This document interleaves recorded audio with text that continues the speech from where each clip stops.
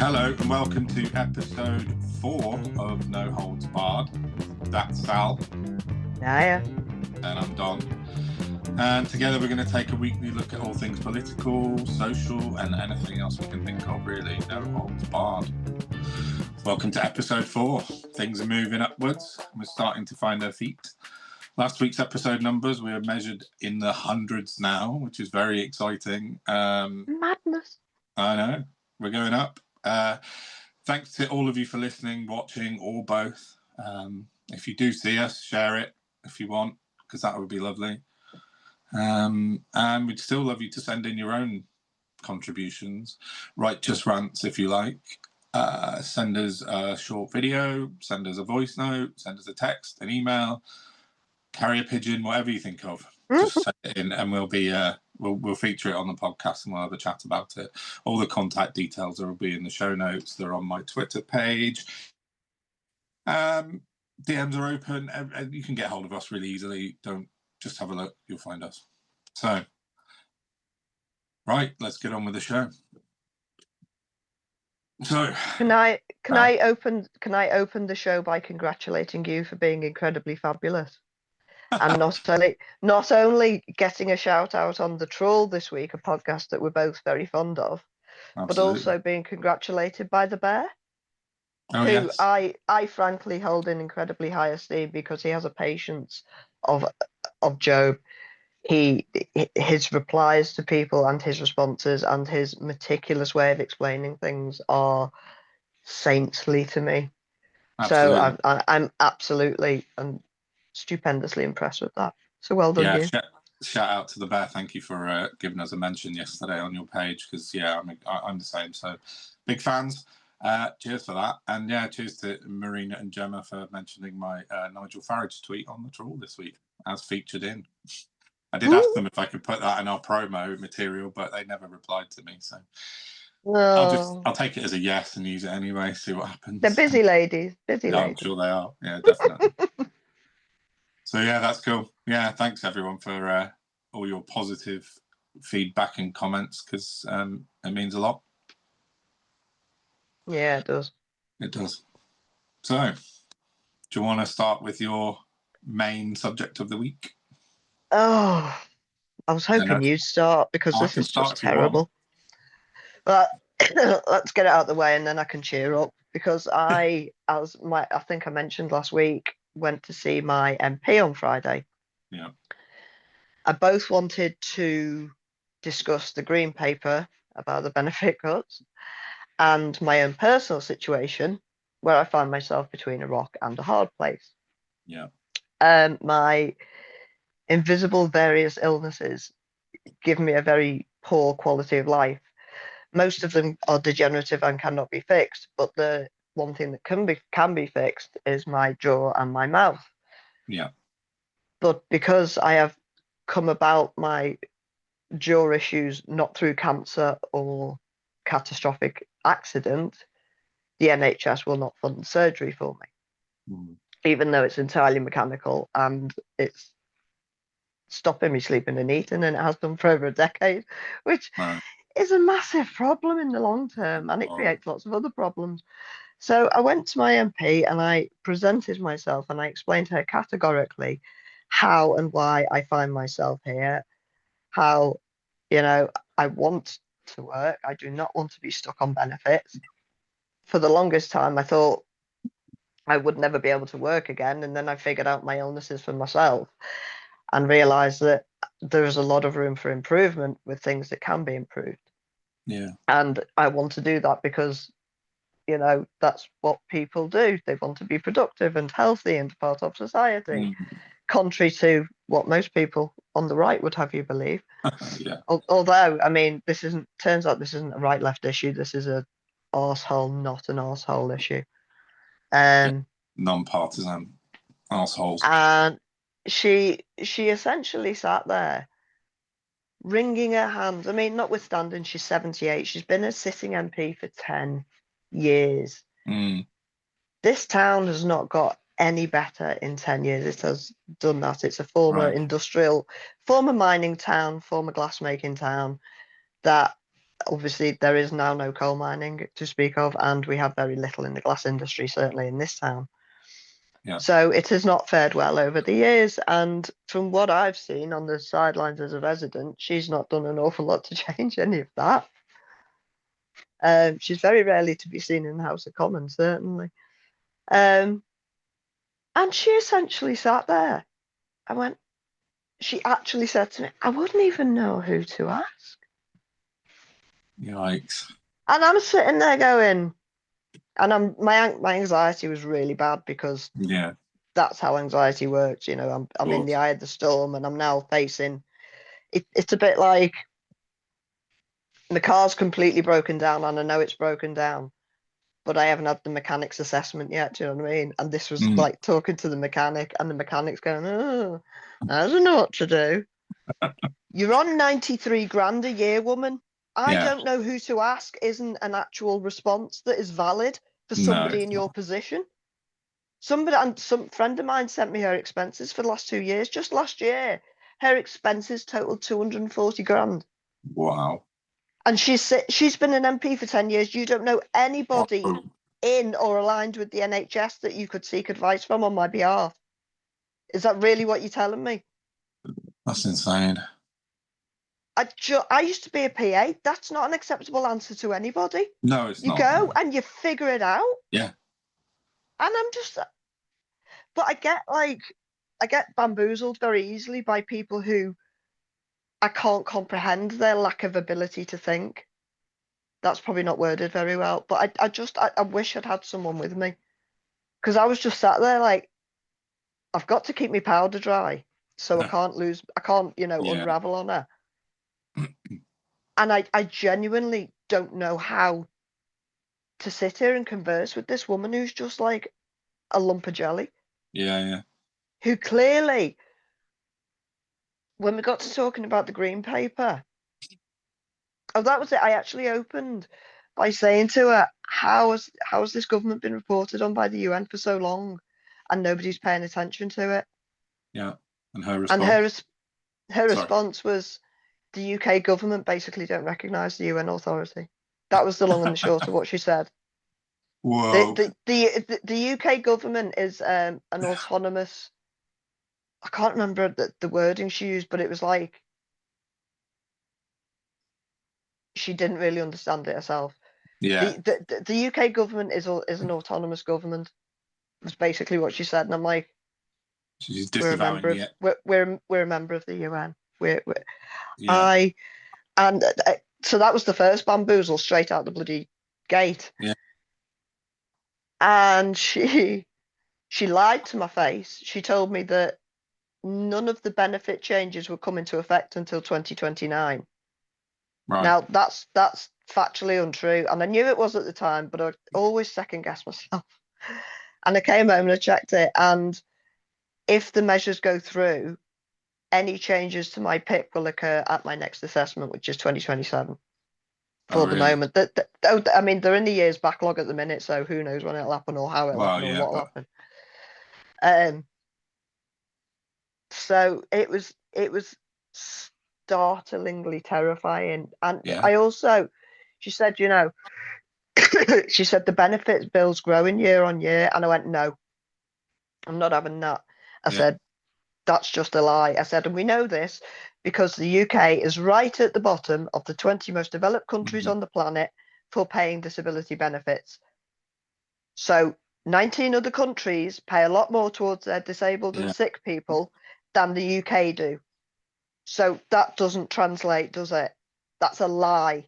And she sat there just like a guppy fish. And I said, at the end of the day, in the history of man, poverty has never made anybody better, but it has definitely. And she interrupted me then and she went, we know it's always made people ill. I said, exactly. So how's that going to affect the NHS and the costs of the NHS? Yeah.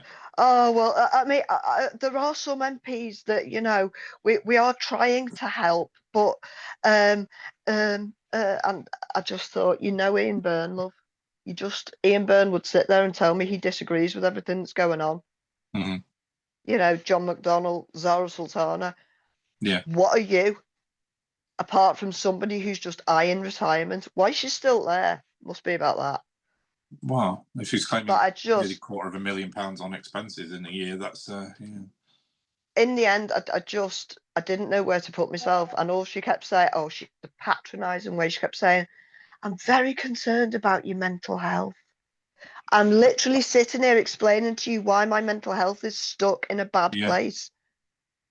And you're telling me you don't know what to do or who to speak to. What do you want me to do? You can't medicate people out of not being allowed surgery. No. And I can't, even now sitting here explaining it to you and everybody else who hopefully will listen, all I was sat there with was the overwhelming, catastrophic realization that this is why we're where we are, because our country is run by people like this, who are devoid of life experience. They are devoid of knowledge. My God, the ignorance. It's just incredible. We need to do, I mean, we know the system's broken. Capitalism is broken. It is saturated. But at a local level, and this will lead on to what you're going to talk about, the locals in a minute. We need to make local government something that attracts educated people. Yeah. And the fact that it doesn't, it attracts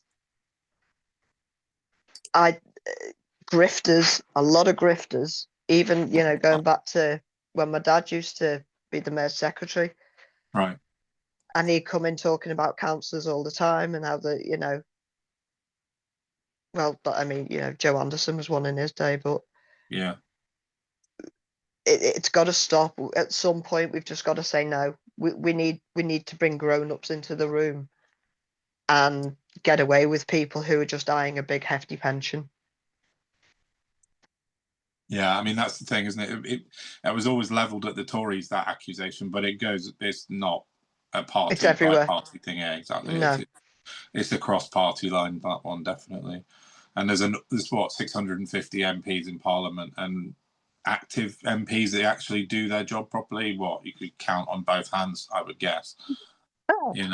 Yeah, I mean, to be honest, the reason, to be fair, I don't think she's in a minority, which is why I think it's the problem. But I wanted to go and see her face to face, because the amount of people I've seen that have had automated responses to write into their MPs, I'd have been butt in a wall with rage if I'd have had one of them from her. So I had to go and experience it. But I just came back absolutely crucified. I don't know where else to turn or who else to ask. And part of the problem is, even if I could raise the money for my surgery privately, I'm only allowed to raise up to £6,000 when my benefits start getting affected. Oh shit! Really? Which is why I'm between a rock and a hard place. Yeah. So, and I'll maybe talk about it a bit later. But I watched the Work and Pensions Committee and the Diane Abbott debate about the benefit cuts. And the phrase du jour seems to be deaths of despair. And I am so glad to hear that, because it validates everything I've been through for over a decade. And it is absolute fucking despair. Yeah. I don't know what to say. It is despair is the word. I mean, I'm kind of listening to you week on week. Tell me, I said exactly the same thing last week. Everything you tell me every week, which is slightly different and new, is astounding. It's just, what the fucking hell is going on here? And then the people that are running the country and supposed to help, be there for us to go to for help, and they're not. They can't. They just don't know what they're doing. I mean, I'll be quite honest with you. That part of, all of what I'm doing, sort of Twitter and this with you, and I'm doing it in absolute terror, because that drawbridge is coming up, and I do not think that the disabled are going to get treated any better anytime soon, and it terrifies me. People are dying every single day. Yeah. I'll tell you now, like anyone's going to listen to it, but any MP out there who wants to vote through these cuts to disability benefits to save what is effectively peanuts in the grand scheme of things is signing the death warrants of thousands of people. Yeah. And they are destroying the lives of children who are going to watch their parents experience this despair. And it is absolutely criminal. You have to be a sociopath to do this, or extremely ignorant. Either way, you are a terrible, terrible person, because you already know these people are going to die, and you are saying that that's okay with you in favor of big business tax breaks. It's repulsive and subhuman. Yeah. Now let's change the subject, because I've had enough. I couldn't agree more. And let's keep talking about it. That's all we can do. Yeah, it is. We'll keep talking about it. Our reach is growing a little bit. We've got a few people that might be interested in things, and we'll keep pushing it to everyone we can possibly push it to. That's all you can do. So yeah, seems like the MPs aren't going to do their job, so let's try and stick up and do their job for them. Yeah, grim again, but let's change the subject if you want. Although one good thing that has happened since I last saw you, and it, much as I love a laugh, I'm not very good at inventing jokes, but I did invent one this week. Oh yeah, I've been waiting for this. Brace yourself. So let's go for it. You might have to put a drum roll in afterwards, because it is. I can do that. I think it's superb, especially for me, because it contains no swears. Okay. I know. Okay, drum roll. Okay, hang on, I've just got to remember it now. Oh God, I've forgotten the first line. I can only remember the punchline. That's so terrible. Oh no, you've built it up so much and now it's gone. Oh, I might be about to screw up my own joke. Why are Reform UK supporters so terrible at spelling? No, tell me. Because they don't know their R's from their elbows.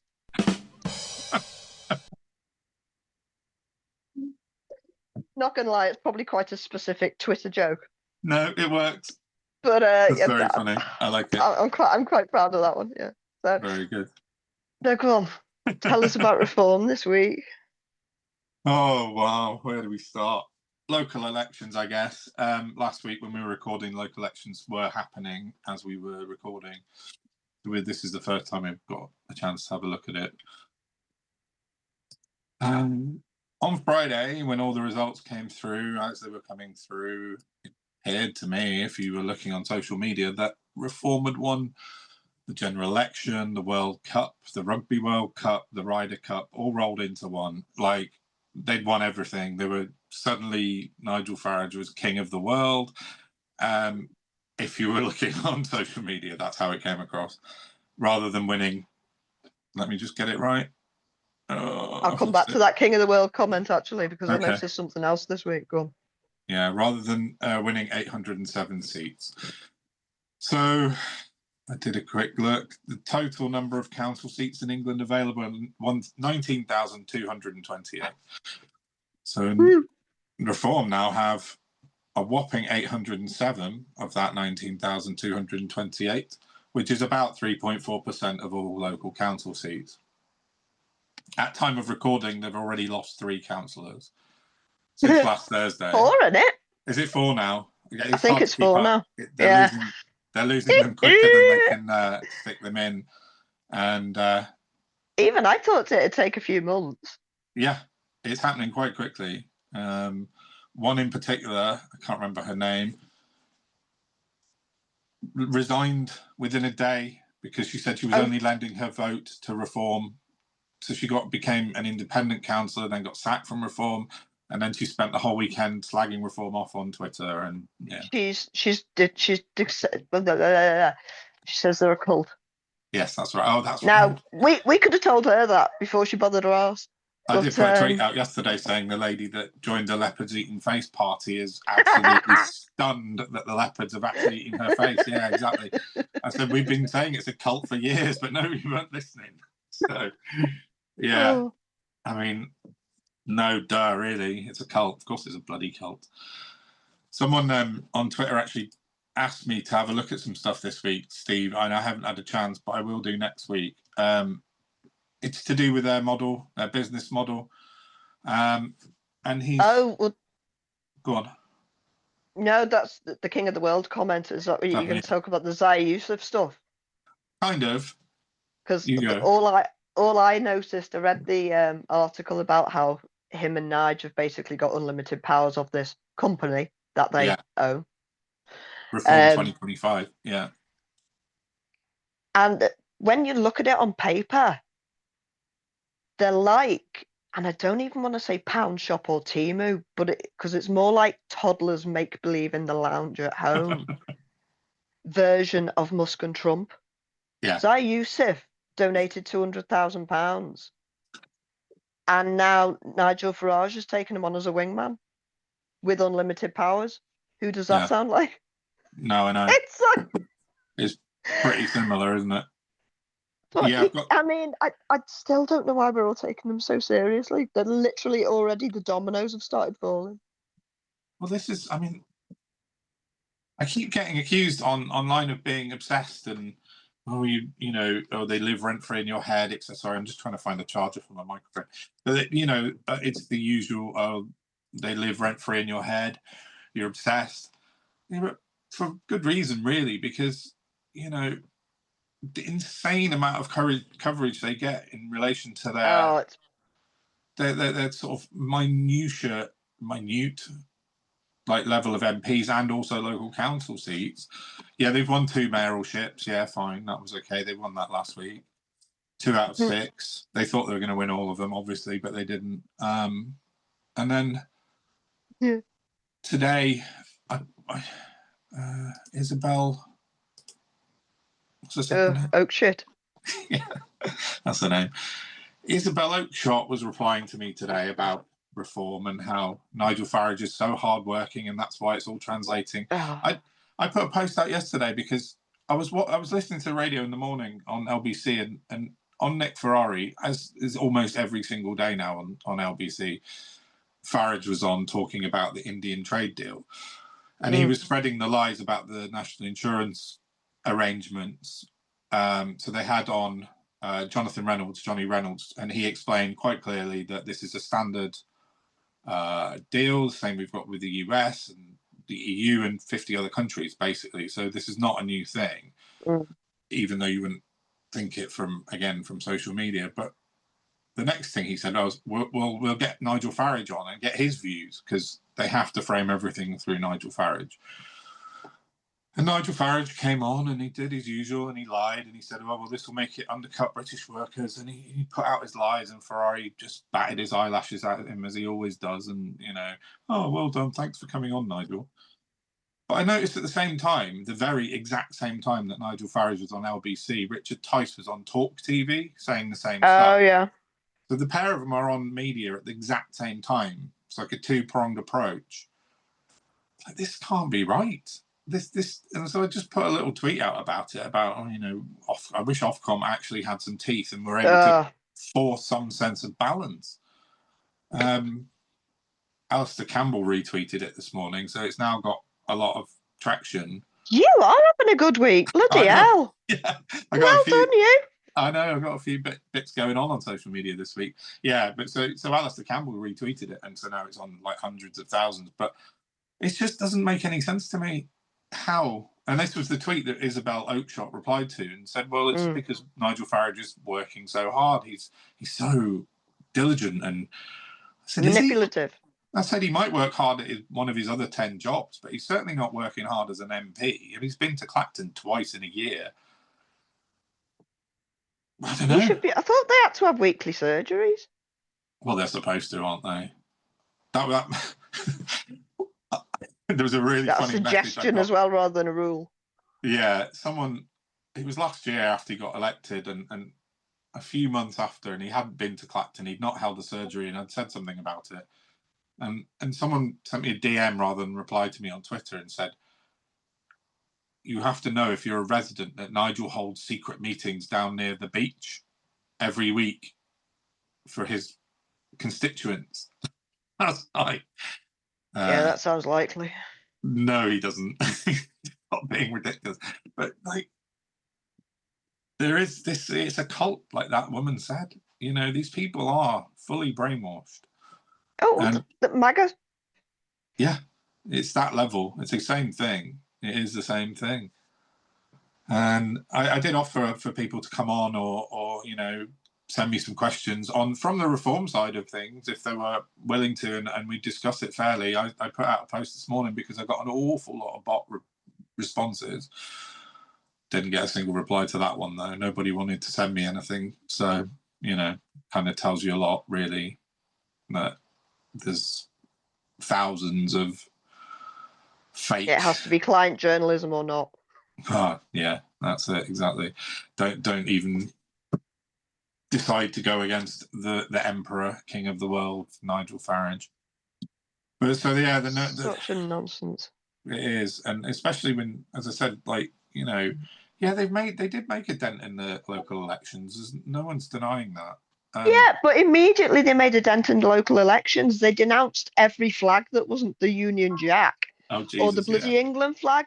Oh, really? Okay, so we're going to insult all visiting foreign dignitaries, are we, by ignoring protocol that's been happening since time immemorial, you utter imbeciles. I just... And then fucking Jenkins comes out, doesn't she? I'm going to get rid of all the diversity officers. There are none. You melon. None. I know. It's a good thing, I think, that they've got so soon. But they've got some people that have to be held accountable now, like, because in local government particularly, you can't. Well, from your tale earlier, maybe, but I think they've got to be held up now. And Jenkins, particularly, the mayor, saying she's going to get rid of DEI workers when there wasn't any. Then she was on Channel 4 News being interviewed a couple of days ago. I don't know if you saw it. And she was asked about her comment about putting asylum seekers in tents. And she literally just walked off. She just turned around and walked away. She can't. She's nuts. Yes, she is. But they've got no answers for these things. And every time they're asked a difficult question, they just walk off, or as Farage does, shouts boring and walks off. You know, they haven't got anything at all. Correct me if I'm wrong, because things might have changed since I was a kid. But I grew up with mayors. Yeah. And I'm trying to think, but all they did back then was go to events and be the local dignitary. Yeah. And I know that because when there were childless mayors, me and my brother got roped in for like all the like kiddie type event things. Yeah. What else do mayors do? Well, I think those types of mayors, they're like the ceremonial mayors, aren't they? Like my friend Tim, his mum was the mayor of Leeds at one point, and she did all that opening of stuff, and but now they've got these devolved mayors, metro mayors, effectively, which are supposed to, like Andy Burnham and people like that, who are supposed to have more power and get Is that what she is? She's not a metro mayor, though, is she? Yeah, I think so. Oh, fuck, that's terrible. Well, she's actually got some sway in the council now, so yeah, she is a metro mayor for Lincolnshire. I had to think there for a minute, but yeah, it's pro-solar, anti-solar, pro-solar, anti-solar. Depends what day and who I've spoken to. Yeah, absolutely. She came out with that this week again as well. She's like, she was a liability in Boris Johnson's government, and now she's a liability within Reform, and she'll just the gift that keeps on giving, really, for people like us who want to talk about her. So, thanks, Andrea. But she's not. I don't like saying this about people, but she's not super bright, and I think that comes across with her sometimes. And I mean, she must have a manipulative streak in her because, like you say, she's not the full shilling at all.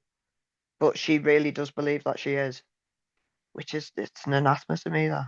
But she said on the interview that she walked out on the other day, she said she was neurodiverse, which I'd never heard her say before. Have you? She's sociopathic. Yeah. Which does count. Yeah, she absolutely. They're all neurodiverse, just not in a good way, in a predatory way. Technically, I suppose. Yeah, you're right. Yeah, but she said it about 4 times in this interview, and I'd never heard her say that before. So Well, that it was was. her whole excuse for not moving to Lincolnshire, wasn't it? That she's got a kid who's got send, Oh, is that and right? she didn't want to disrupt their education or something by moving to Lincolnshire. Well, Well, she do you probably know should. what? Maybe just don't become mayor then, because sometimes you can't have it both ways. Well, exactly. You're employed to do a job, but she didn't. Didn't she say she promised she'd move to mayor if she moved to Mm, Lincolnshire if she won the mayoralship? I thought she said that she would, but I don't know. We'll see. She won't, I'm I sure. don't know. Maybe she'll just stop over at Lincoln's glory hole every now and again. As I Never said, not funny. she's the gift that keeps on giving, Andrea Jenkins. So Hmm. more the merrier. Keep it coming, Andrea. We're here for it. But it just going back to the local elections, it was insane. It was just mental how the saturation and BBC, Sky, everybody were all over reform. Oh my God, this is like the biggest thing that's ever happened in politics. It's just like we won World War II again. Like I in know, it fact, was it was nuts. Churchill. Like it was just mental. I can't. But they've still only got 5 MPs. You know, they Yeah. had five. They lost one. They're back to five. They've got 3.4 of all council seats. It's not deserved. It's just not deserved. No, but The that will work itself out, won't it? Well, it's probably lower than 3.4% now, as we said. They've lost four in 4 days or whatever it is. So And yeah, we don't yet know how many of them are pure paper candidates because, like, well, Darren Grimes' brother and mother both stood, which is incredibly interesting. yeah. And his mother, with her 26 followers on Twitter, had to close her account. Oh, did she? Oh dear. Oh, But you reap what you sow, don't you? So yeah, for sure. we'll see how that goes. One of their candidates is this one. Is this the fourth one that I maybe missed or sort of half read this morning? That he's actually employed by the RAF, and it Oh, I didn't know what his job was, but I did see that he wasn't allowed to stand so for he's reform because of his job. yeah So he's he's had to worked go for the RAF. independent. Yeah. Well, no, he's had Right, to step okay. away from being a counsellor, I He's gone think. independent. Is No, that he's what gone he has? independent. Yeah. Right. Okay. But yeah, so because he's an RAF member. So Sorry, they're getting very excited about the new old man being elected.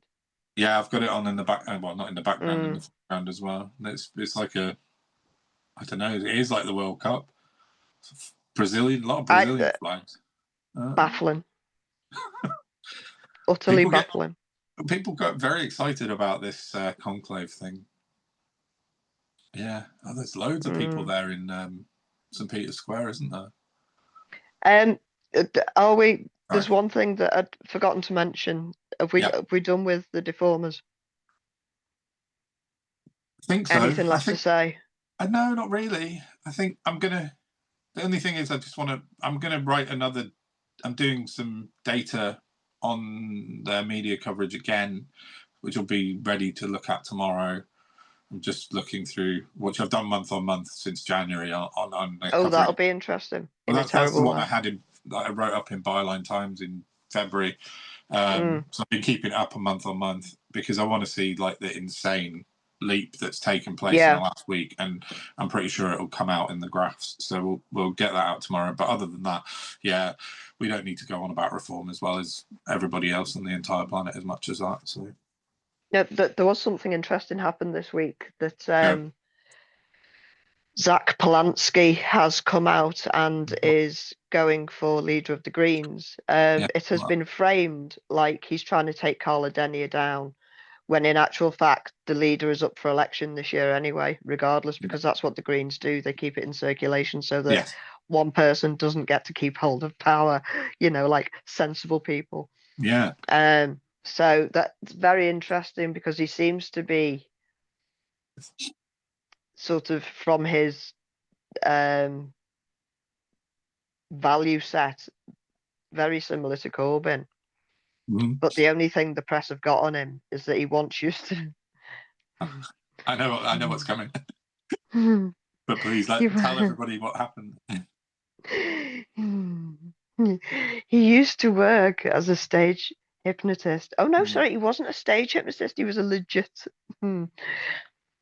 quote unquote, legitimate Yeah. hypnotherapist who had a practice in Harley Street. And he genuinely was in a paper at one point claiming he could hypnotize women's tits bigger. Now, I knew what was coming, and it's still funny, but yeah, I know it's bizarre. I'm all for trial and error, but fucking hell. But Right. in the year 2025 of our fraud, if that's all they've got on him, he's borderline saint. Yeah. So, what are the press? I fear for him. Well, I think from what I know of him and what I've seen on him online and in the press, I agree. I think he seems like a decent guy. He must be. He follows me on Twitter, so that's good. But yeah, no, he does. And I've not read anything else apart from that one weird hypnotherapy thing, which, all right. And it was a long time ago. And I mentioned last week, we're all young and stupid once. Christ knows I did daft things. Probably. Exactly. So yeah, let's see what happens. I saw Carla Denier came out today, officially said she was standing down. She wouldn't. I do like her. Yeah, she seems all right. Yeah, from what I know of her. I didn't dig the joint leadership business though. No, it's a strange one that with the Green Party because it splits the focus. And I think that with my coverage thing that I've been doing, like the research on, it's a bit like Kemi Badenoch never has had a deputy because, well, why would she? She doesn't need one. It's just all about her. She's never had a deputy leader, and the Tories has been she's been leader. But then the Greens have gone the other way, and they've got two, so it doesn't really make a lot of sense to me. So when I do a search, I have to search for Denier and Ramsey, and it is just splits their focus, I think. So, but I like Zach Polanski. I think he's got a good shout for becoming the next leader, and moving them on a bit. I hope he does. Yeah, I mean, look, like I saw him being interviewed yesterday, and I think he said that they're not trying to win the next election because they know they can't. They're trying to, make the party bigger and better and stronger. And if that's their only challenge, they've got a very different purview of the situation to the other three parties, I suppose. Yeah. At least he's being realistic and not being fucking mental like Reform. Yeah. He's got his feet on the ground of actual reality and tangibility. And he knows what he can and can't do. But I think they're going to be a threat. And good. The Greens should be, time. Yeah, I agree, definitely. They had a good local elections as well, and they're now, where are we? So Reform have 807 council seats. The Greens have 850, not that you'd know it from the press, Jesus, that's criminal. The press bit of it. Yeah, exactly. It's just mad. I mean, it was. But then all Starmer's got to do is bring in press reform, but that would be shitting on his own doorstep, wouldn't it? Yeah, it would. But the Greens are the fourth largest party in local grassroots kind of politics. Labour, Tories, Lib Dems, then the Greens, and then 1, 2, 3, 4, 5, 6 down the list is Reform. But do you know what? If I thought the support was available, I'd stand to become a councillor for the Greens. Would you? Even though I don't hold with the system, but I think I'd hold with their version of the system, if you know what I mean. And there's only one way to move the Overton window, isn't there? Well, yeah, true. But but I've never been part of a political party in my life before. And at some point recently, I joined the Greens. I can't remember what it was a reaction to, but I just thought there's literally nobody else talking my language. They did really well around here. Our little village area didn't. I voted for our Green councillor, but she came a close second. Actually, she was really close to the Labour guy who's been in for quite a long time. He's quite well respected. He's a decent enough guy for local politics. But our wider kind of local area pretty much all went Green. They did brilliantly around here. So, yeah, I hope the momentum carries on. And I think, like you said, if Zach Polanski takes over and has less of a... Well, I mean, I don't think they ever thought they were going to be in government, but has more pragmatic views on their aims, then, good on them. I'm fully behind them. I really am. So he's got a human view on things, hasn't he? Which is I think very much lacking. Yeah. It's very much sort of chalk and cheese to reform's anti-climate, anti-science, kind of Richard Tice constantly wanging on about net stupid zero, as he calls it, and yeah, that needs to be shut down as fast as humanly possible, really. So yeah. Isn't he actually invested in solar? Yeah. As far as we talked about this before. He's got solar in all of his properties that he owns. So drives a Tesla. Pick a lane, dickhead. Yeah, I know. It just proves what a nonsense it all is. Yeah, exactly. Just a game. Performative politics, as Keir Starmer said about 8 times in his press conference earlier about the trade deal. So, yeah. My, how he projects. Yes. See, I've been called a Labour stooge about 150 times again this week. Nobody's listening to the podcast if they think that. Yeah, I put something out the other day about the trade deal, and I said, fair play. It's a reasonable deal, But no, you're a Labour stooge. You're a Labour stooge. You can't unless you're saying pro reform, pro far right, then you're a Labour stooge. A far lefty. Am I? Definitely not that. I don't think. But yeah, it's crazy. It's almost like these foreign bot farmers can't actually pick and choose who's what. Oh, the difference, yeah, exactly. Because they don't have the knowledge to do it, because they are bot farmers. Absolutely right. So, right, let's leave reform if we can. I bet coming back to them because they're just bloody annoying and they're just so pervasive and ubiquitous at the moment. It's just hard to get away from them. But I think I can segue from tin pot MAGA to actual MAGA. Oh yeah, who have had a bit of a thorn in their side this week because Anonymous, who've been threatening the Trump administration pretty much since they came into power. Yeah. They've been threatening them because the Trump administration are completely ignoring the Supreme Court and all the judicial rulings against them, telling them to stop removing people from the country, and they're carrying on regardless. So Anonymous have gone in and they've hacked a company called Global X, who is the flight provider to remove the migrants from America to Venezuela and I want to say El Paso. Is it El Paso? El Salvador. I just made that up. El Salvador. Christ. Yeah. El Paso's in Mexico. Got Mexican food. I've got Mexican food on the brain. Oh, yeah. That's what he says. Yeah. Old El Paso. Yeah. But so they've hacked Global X and they've interfered greatly in they haven't been able to function basically. Well, so what the upshot will be from that, I don't know. They might just change carriers, but it means hopefully, because the government haven't been producing any manifests of who they've actually removed from the country, but these people should have been, hopefully the hackers have been able to download it so that people at least be able to know who's there and who's not. Yeah. Well, that sounds but good. It's insane that this is where we're at. It's black. We're in Black Mirror territory. We are just there. I blame Charlie Brooker for all of this. Yeah, bastard Brooker. No, but it's Nazi playbook. I've got this fascination with history, and I like watching stuff about the war, and it's interesting from psychological points of view of how things happened. And you can almost tick box everything that Trump has done, Project 2025 has done, to what the Nazis did in the 1930s and the way they've gone about things. It's almost identical. And he's got the same Messiah complex, hasn't he? He has. But that should scare the shit out of people. Like, that's what they're trying. Yeah. The Pope's American. The new Pope is an American cardinal. Sorry, breaking news again. That's twice in a week. Twice in 2 weeks we've had breaking news. Cardinal Prevost elected as new Pope, American cardinal. Oh, that's interesting. Apparently, they said yesterday that would never happen. I wonder if Robert Prevost.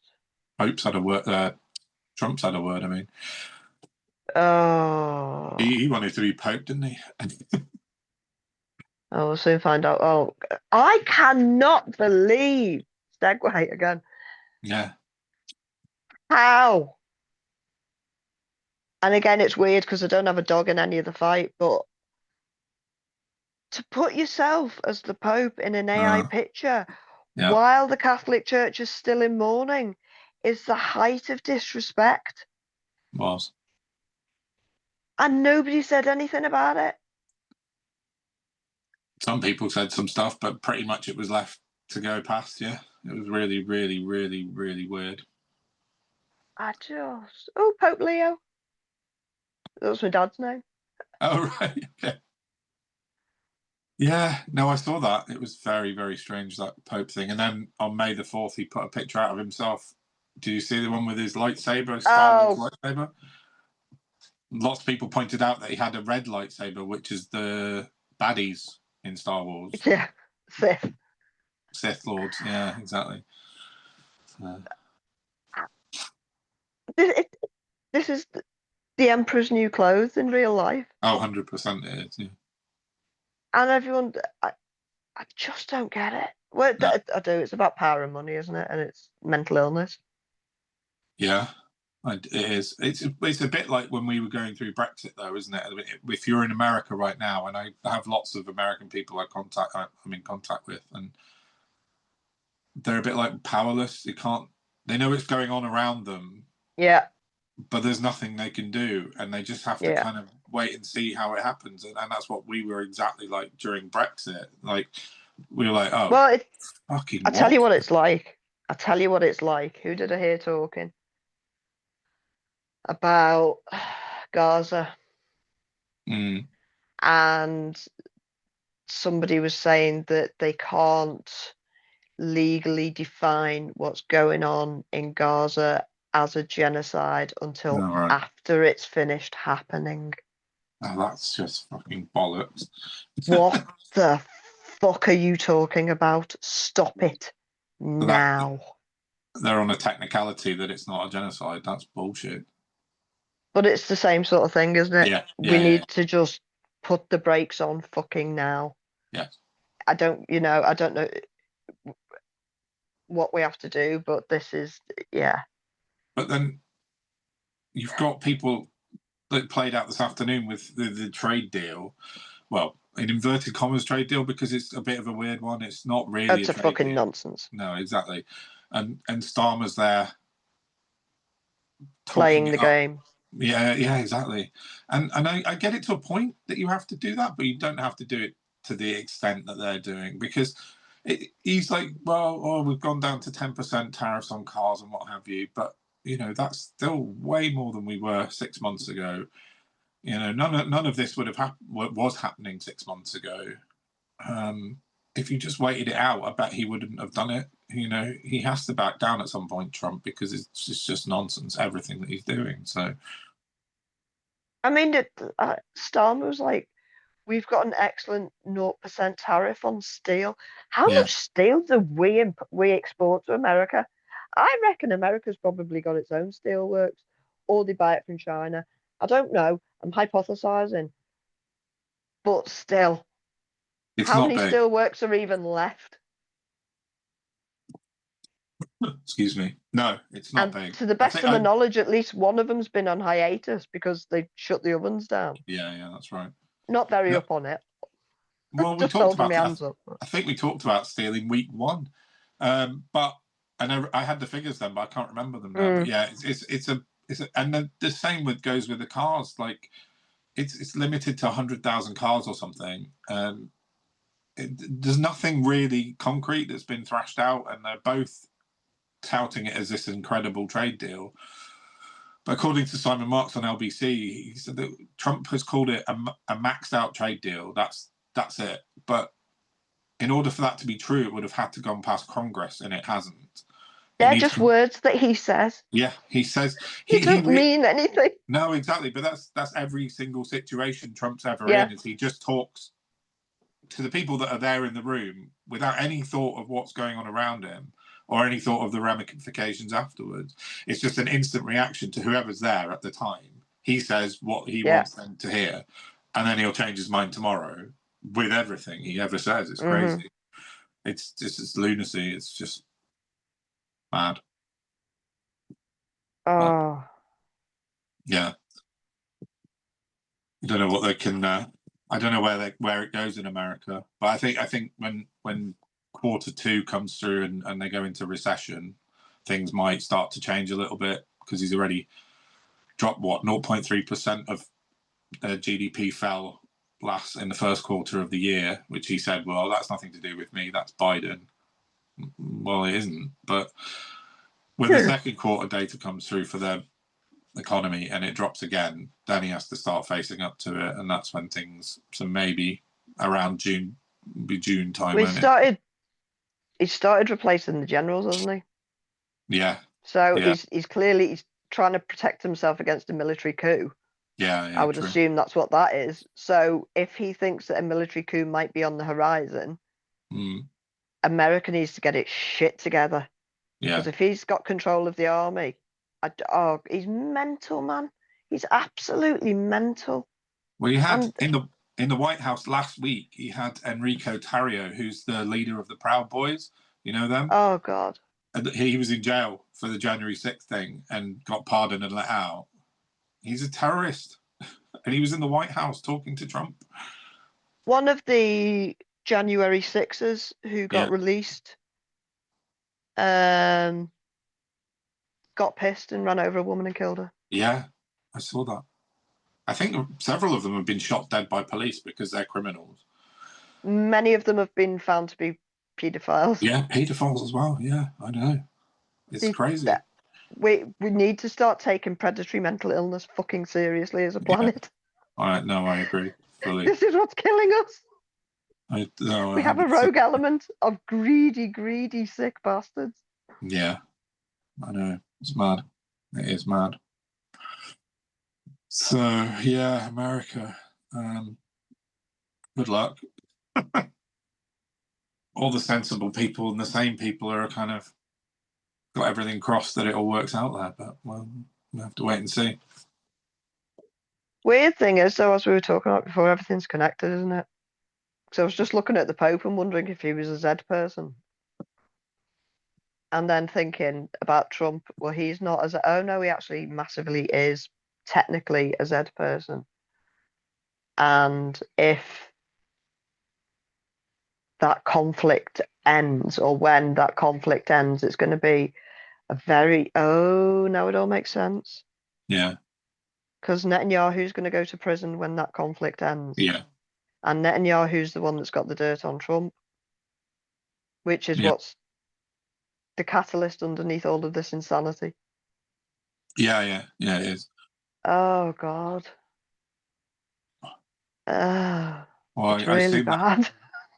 I mean, it's been talked about since the whole thing kicked off last year that Netanyahu's doing this to stay out of prison. And the documentary's amazing, the BB files. Yeah. I mean, terrible amazing, but my God, these people are sick. Yeah. I mean, and I don't mean like, they're sick. I mean, they are psychopaths who cannot be cured, and they need to be sectioned and locked away forever. Yeah, I mentioned before on one of the other episodes about the Origin Stories podcast. Oh, there's a cat.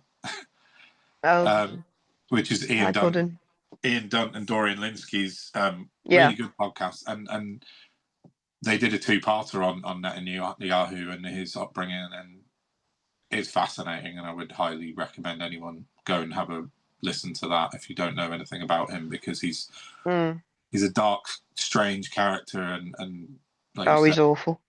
Something he's doing this to keep out of jail. Listen to the podcast and do some reading on him, because he's an evil man, and he's very evil man. And his wife's no better. I don't know about his wife. Sarah, she's watch the BB files on. I'm sure they're on Netflix. Right. Yeah. Terrible, terrible people. But ironically, I also saw. I meant to have more information on this, but not that it really matters. I saw a tweet this week saying that the UK is second from bottom in countries of the world that are fucking most depressing or quality of life shittest, basically. And surprise, surprise, we're like nearly at the bottom. Yeah. Israel was second. Israel treats its own citizens like royalty. Yeah. Even the sick and disabled ones. Right. What the fuck is that about? Yeah, that's not right, is It's it? so confusing. Yeah, so I find it very important to counteract all the doom and gloom with things that make me feel better about the world when I Yeah. find like good people and stuff. And there's an account on Instagram I follow, a guy called Derek Downey Jr., who is just an absolute joy. His content is brilliant. In a nutshell, excuse the pun, he's basically a squirrel whisperer. And to anyone who's got this on audio only, bear with us because obviously it's better watching it in video. But when you hear him talk about Richard and Maxine and Hoodrat Raymond, they're the names of squirrels. Roll clear. I remember what happened the last time a tree was trimmed in my neighborhood. Well, y'all, me and Maxine had a long weekend. Let me tell you what happened. So I saw this sign on this post outside of my street saying that, the city was coming to trim all the trees on the street. I said, Lord Jesus. So this is what I did. That's Richard. That's Hood Rat Raymond. I went and documented all the nests in the trees on my street before they came. So there's one right here, there, and another one right next to it. There go another one. There go the other one. They're building the nest right there. And I'll put a link to it as well. I'll put the clip in for the video and the audio, but I'll put a link down the bottom. So did you watch it? Yeah, I did. It's really good.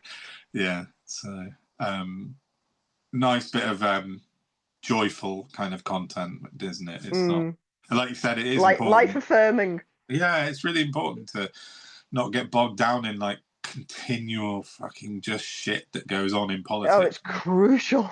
Yeah, exactly. So like my Instagram's highly like curated. Like I have it locked down.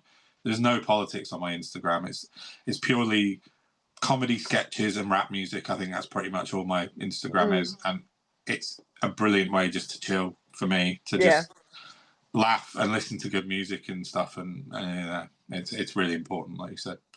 So yeah, we'll link into that Instagram video. It's really, really good. Well worth watching.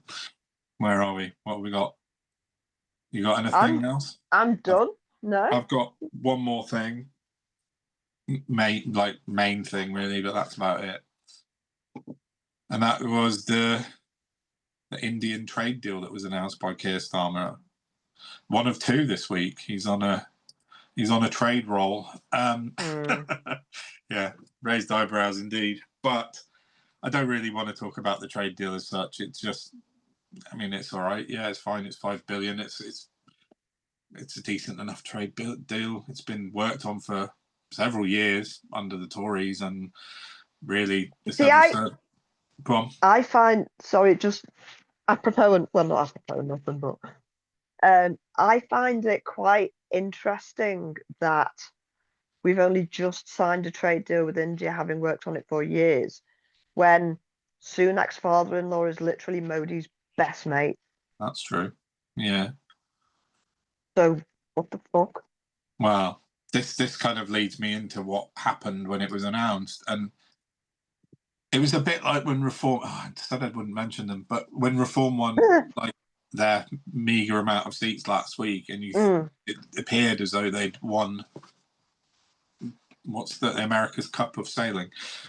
The avalanche of right-wing accounts on Twitter, particularly, was frightening. It came out, I think, about lunchtime, 1 o'clock to 2 o'clock. It was announced, the trade deal, and the main thing that was announced that was interesting to people was that there was a national insurance arrangement that meant that workers from India that came here on secondment didn't have to contribute national insurance because they're already doing it in India. So it was to avoid double taxation. Completely and utterly standard arrangement that the UK has with many other countries, I think up to about 50, including America.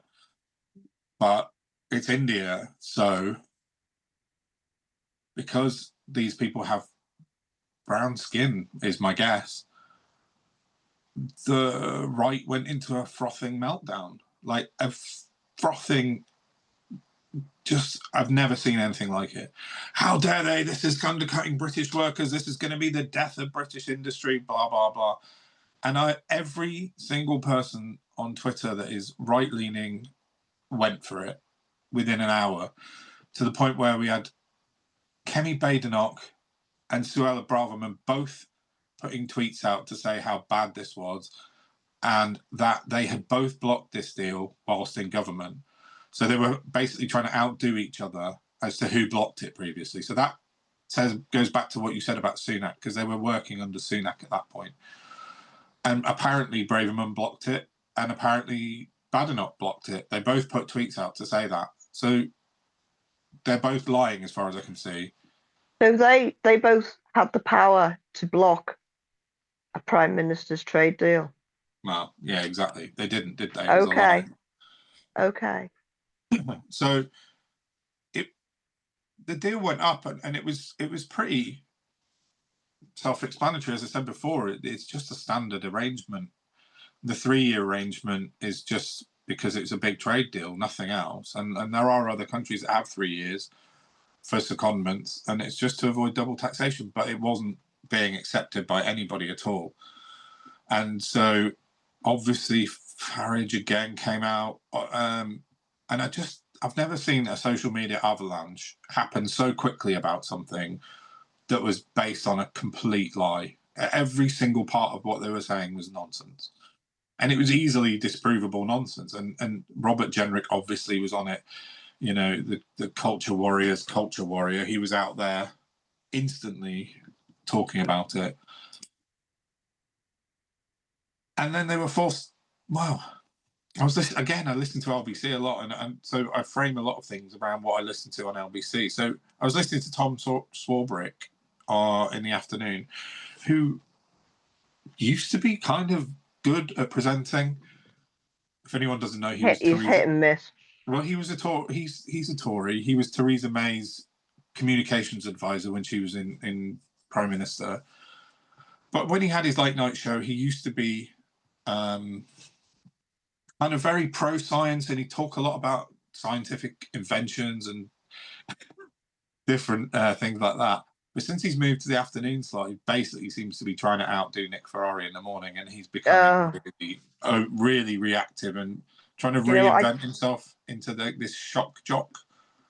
I've been trying to get myself to listen to LBC more, mostly so that we can chat about it on air, but I don't want to do it to myself. No. I'd be constantly trying to ring in 3 times a day. I've never rung in. I never have. I've tweeted, and Tom Swarbrick has replied to me and said, "You're talking rubbish." But he went off on this Indian trade deal, and he was giddy. He was so excitable. He was like, "Oh my god, this is." He kept saying things like, "It's going to be catastrophic," and then he said, "It's all kicking off in Westminster," and then he signed off one of his segments with, "Nigel Farage is going to have a field day with this one." You're like, what? Reform mouthpiece, stop it. He just went mad. And he had on Barry Gardiner, who was on the phone, and explained calmly to Tom Swarbrick that this is just a normal trade deal. Basically, he said there's nothing to worry about. This is standard. This is just a normal deal. Then he had a trade expert on who told him exactly the same thing. He said, this is just normal. It's just a secondment. They just don't want to pay tax twice, once in India, once here. That's completely standard arrangement for lots of deals we have with other countries. But then, of course, Mr. Swarbrick doesn't accept this at all. That he just goes on and on and on and has callers calling, and he takes the callers over the experts, and the callers saying, "All right, it's Barry from Essex. This is going to be a disaster." And he's like, "Yeah, I know it's going to be a disaster, isn't it, Barry?" And then, wow, I had to turn it off in the end because it was unbearable. So it's real life exploding heads. It really was, yeah, completely. Colin from Portsmouth. Yeah, I mean that's what they're based on, isn't it? But it was like that. I don't want to trade deal. Exactly. But it was just because they're Indian, nothing more. It's insane. I can't get my head around. And then none of them apologised the next day when they realised that they'd been talking out their arse. And even Farage came on. They don't care. you see, we've discussed this before. To them, it is just a game. Yeah, it is. It is just the likes of Tom Swarbrick. He puts his little job hat on, and he gets paid a salary to be able to behave like this, and that's fine because he's doing it on somebody else's behalf. It's not really him. No. Yeah, because he used to be fairly sensible and level-headed, and now he's gone off the deep end and becoming, as I said, I think he's gunning for Nick Ferrari's job in the morning, to the blood pressure raiser first thing in the morning. Journalism seems to have turned into the cash for cuntistry industry. Yeah, I definitely agree with that. There's very few. I can think of one journalist, Peter Oborne. Yeah, he's a journalist that I would implicitly trust. Mm-hmm. And that's because I briefly knew him for a little bit, and what a stand-up guy. And literally, I've seen nothing from him that's ever been a lie. Yeah. Can't think of anybody else I can say that about. No. I do Carol Cadwallader, but Carol, The Byline Times crew generally seem but they're not mainstream MSM, are they? No, they're not. No, unfortunately, they should be, but no. But MSM's just a propaganda machine. It is entirely. As you say, it's just cash for clicks and outrage. Cash for integrity, or lack thereof. Yeah, they just want money. They just want reactions. Every time someone clicks on their Twitter, social media, or their Instagrams, or their TikToks, they're getting some money out of it, aren't they? So that's all they need. Outrage farming. For me, the ground zero, and I can't abide the man, is Jeremy Vine. Yeah. His show. And don't get me wrong, I know like Femi and Gemma and Marina go on it, and they need to go on it, and they need to try and educate people. Mm. But that entire premise of that show is just rage baiting. It's disgusting. And it contributes to keeping the public on edge and angry. Mm. It validates racism. Yeah. Because if they're talking about my point of view on a TV show, therefore it's a standard decent point of view. Mm. Except it's not, is it? Yeah. We've just allowed society to become disgusting and despicable. Yeah. Because it makes money. Well, the logical endpoint of that is GB News. Well, yeah. And that's exactly what's happened. It's that one half of the debate from Jeremy Vine, the dickhead half, has got its own news channel now. And that's, it's just, but unchallenged almost. I mean, like Curtis Daly and Anthony Walker from Navarra go on GB News quite a bit, and Aaron Bastani. I still can't watch it because, it's bollocks. Yeah. But so they do have the opposing side on, lefties, to sort of argue with them, but I've clearly, seen I don't know. But no. Yeah. That's the minority though, isn't it? With but they just I don't know what the point is, because even if like you explain to them how and why the sky is blue, they'll all still sit there and go, well, no, it's not, it's tartan, isn't it? So I'm not, I don't know what the point is. Like I don't know what the point is in much these days. Sorry? I said it's like talking to my son at the moment. He's in a bit of an argumentative phase. The sky was blue, and he'll say it's black. Yeah, well, if he's anything like mine, you'll have that for a while to come, yeah. I'm hoping it's a short phase, but I'm hoping it's because he's got SATs next week, and then SATs passed. Oh, bless him. We'll see. He's not normally like it. I think he's just having a bit of a growth spurt and being a bit of a. I'm not going to swear about my son on the podcast. He's at a precious age, though, isn't he? My son, here you go. We're going to moan about kids. My son only comes round at the weekend because he works up near his dad's house where he lives in the week. Right.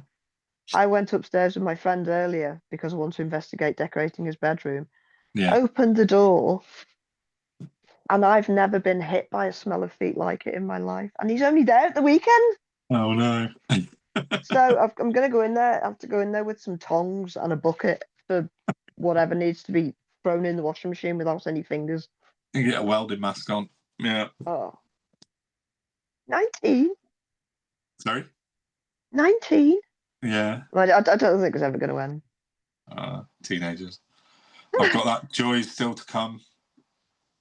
not long now for him, for me, teenage years. Anyway, that was a digression. Sorry, I'm desperately scrolling my Twitter feed. Oh, there he is. No, that's not it. I had a bit of a contretemps with Dan Hodges on Twitter yesterday. Oh, good for you. Dan what was Hodges. That bastard saying? Well, that's what. He's Dan Hodges.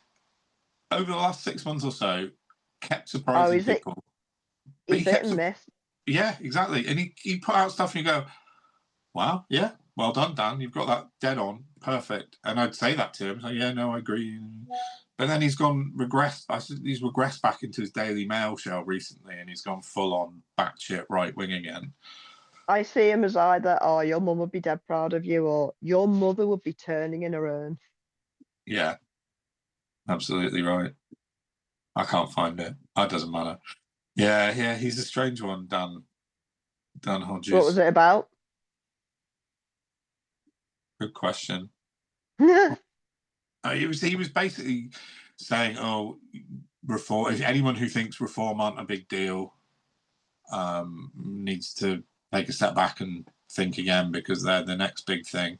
So he seems to be kind of falling in behind the rest of them and blowing smoke up Nigel Farage's arse bandwagon. He seems to have jumped on that. And I just said no. I said, you know as well as I do, Dan, that Reform are never going to win a general election in 4 years' time. It's not serious. They might get a few more seats, but there's absolutely no way they can go from 5 MPs to 300. Winning a general election. Exactly.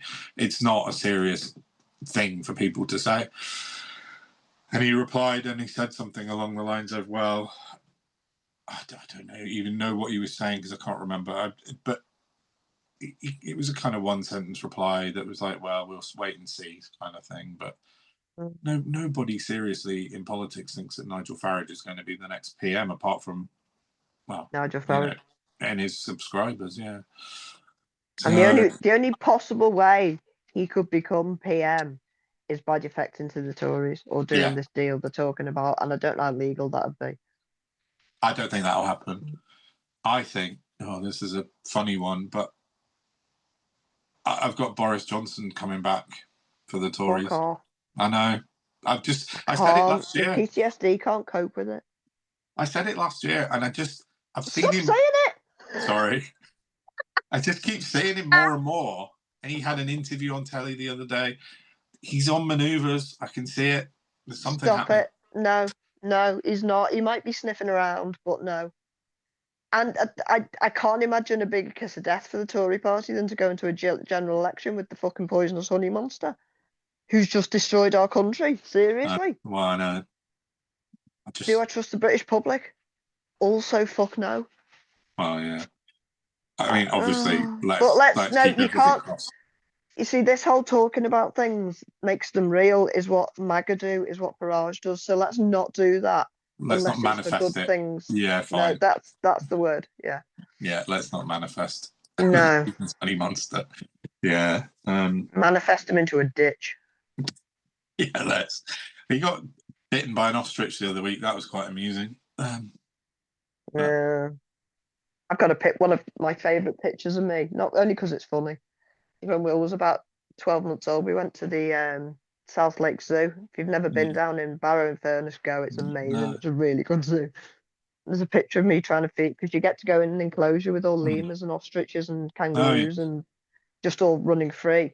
And you can feed the ostriches. And there was one, like, literally, thank God I had leather gloves on because it was January, but it was like proper trying to eat my whole hand. So, yeah. It was funny for me before it was funny for him. Yeah. I don't know. I haven't got much else. I mean, we saw the US trade deal. We talked about it briefly. It's just, I think that'll play out over the next few days. I don't think it is what they're touting it to be. We'll find out, but it doesn't seem that significant, really. It's just listening to the words they were saying in the White House. Yeah. And you're you're talking about a circumstance that's come about because you said some mental words a few weeks ago. Let's not pretend you're dealing with splitting the fucking atom here. Oh, yeah. Well, that's what they all seem to put Trump up on, that level of kind of he is mental. The god. Nothing else. That they all worship. But the appeasement is just killing everyone. Yeah, it is. I heard Biden was interviewed by Nick Robinson the other day, Joe Biden, and he was really interesting. He's such an interesting man anyway, and he's a bit slower than he used to be, but what he's got to say is still very worthwhile. And he was talking about appeasement, but the appeasement of Russia. And he was asked if what Trump is doing is appeasement, like what Neville Chamberlain did to Hitler. And Biden said, yeah, of course it is. It's the same. I think it's fear. Yeah.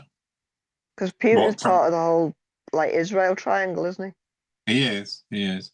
But it's definitely appeasement. Trump's going there with the intention of not upsetting him under any circumstances. So, which is ironic because that's how everyone has to treat him, because they're all insane. It is. It kind of drips downwards, but yeah. And the only thing funny I heard about that was Anne-Marie Trevelyan on LBC immediately afterwards taking credit for it. You know, brilliant. Well done, Anne-Marie. Kemi Badenoch and Suella Braverman said they blocked it, and now you're out there taking credit for it, considering you're all working together in the same government. Doesn't really make much sense. Don't know their R's from their elbow. Good. I still like it. It works. I think. Have you got anything massive left to do? No. I've just got one thing, one thing that I was asked to mention. Oh, go on. There's a brilliant account on Twitter called Political Satirical. Their handle is @calloutToryLies, and they're very funny, and they spend a lot of time trolling politicians online. And I asked if anyone wanted to have anything mentioned on the podcast, and they said, so feel free to mention my roasting of Rupert Lowe with the spoof tweet. And they had, I'm not sure when they did it, there's no date on it, I do remember, but they put out spoof tweets. So their tweet was, they'd altered Rupert Lowe's tweet, and it says Reform. So Rupert Lowe, when he was still with Reform, had said, Reform UK are now tackling DEI madness head on. We are challenging Angela Rayner to remove teaching any sign language in the UK, as it doesn't involve speaking English. And obviously it's not real. But it got to the point where it was 153,000 views, thousands and thousands of retweets and stuff, to the point that Full Fact and Reuters put out fact checks on it to say that actually Rupert Lowe wasn't calling for the ending of sign language in UK schools, because it was a fake tweet. But it was a funny fake tweet, and I said I'd mention it, and it is. They're worth a follow on Twitter @calloutToryLies, because they're at it all the time, and it's really funny. And they caught me out a couple of times with their spoof tweets. Well, do you know what? I've got a feeling, because I saw that and I've got them blocked. Oh, really? And I'm quite free with my blockages, because I've just mostly bots, but also if people are just not better, can't be doing. There's loads of people on Twitter. Do you know what I mean? It's not going to cause any offence. And I think I've blocked them because their tweets are just too close to the line for me. And I think I personally feel that we're in an environment where it's too dangerous to do that. Fair enough. I think like, I mean, don't get me wrong, like, I'm not beyond a laugh. I love a laugh, but like Florence Locks. Yeah. I think she's a great account. She's really funny, because you have to be really dumb to not understand that she's joking. But the stuff they say could so easily be accurate, and I personally can't cope with that shit. Yeah, fair enough. So it's not. I don't have an issue with them per se. I just think what they're doing is unfair. The environment being what it is, I think they're far too close to the line for my money. So yeah, they are very close to the mark. Well, to this one particularly, to the point where they had Reuters fact checking it, but because it was very, very redolent. It could be true. Yeah, well, exactly. I mean, could have easily Rupert Lowe wanted to ban all interpreters, didn't he? Yeah, everything. So that could technically include sign language interpreters. Yeah, So there we go. I mentioned it as I promised I would. And that's it. That's all I've got, I think, for this week.